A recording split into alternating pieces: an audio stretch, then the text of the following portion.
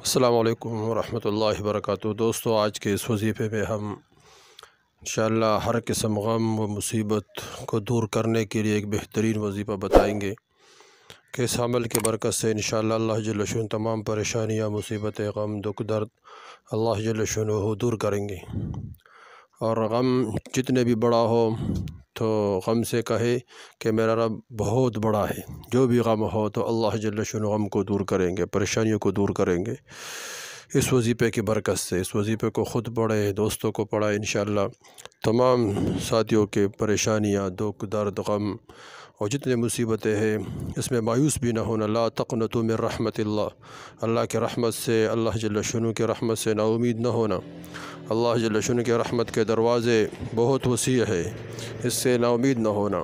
اس لیے اس وظیفے کی برکت سے اللہ جل شانہ تمام دکھ، درد، غم، پریشانیاں دور کریں گے۔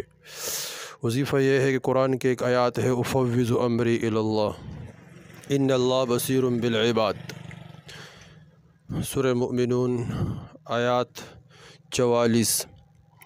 اس صورت کو افوض، اس صورت میں یہ ہے، یہ جو آیات ہے افوض امری الی اللہ ان اللہ بصیر بالعباد، اس کو عشاء کے بعد، عشاء کی نماز پڑھ کے اپنے جگہ پر بیٹھ کر اس کو 101 مرتبہ پڑھیں، 101 مرتبہ۔